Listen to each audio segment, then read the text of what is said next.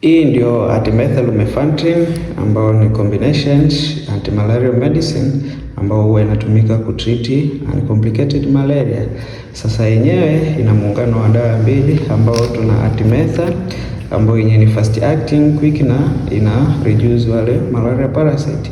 Pia ina lumefantrine ambao ni long acting ambao huwa ina clear wale remain malaria parasite na ina prevent relapse. Sasa hii combination in general huwa inaitwa kama ACT ambao ni artemisinin based combination therapy. Kwa hiyo clinical uses ya hii aloe yenyewe huwa inatumika kutreat uncomplicated malaria ambao ni first line kwa Tanzania.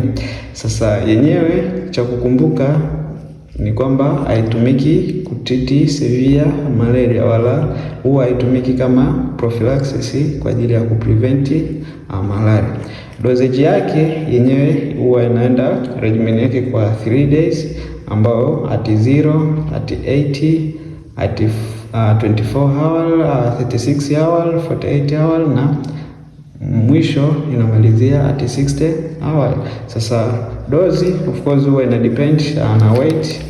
Ukiangalia katika kidonge kimoja unaona kwamba ni 20 mg za artemether na tuna 120 mg za lumefantrine.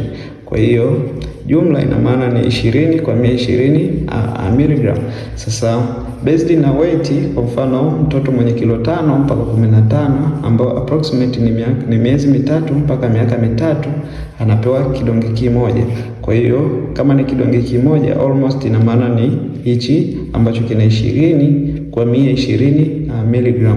Kwa hiyo total dose yake ina maana ita contain vidonge 6 kwa sababu atakuwa anakunywa kimoja, ina maana kimoja akinywa mara 2 kwa siku 3 ina maana itakuwa na vidonge 6. Sasa kwa mtoto ambaye ana miaka 15 mpaka of course 25 ina maana atakunywa vidonge 2 ambao ukija ukiangalia ina maana kwamba kwa vidonge 2 ina maana utachukua 2 mara 20 ambao utapata 40 na 2 mara 120 ambao utapata 240. Kwa hiyo dozi yake itakuwa ni 40 artemether na 240 kwa hiyo lumefantrine. Kwa hiyo ambao to sasa na vidonge 2 ambao total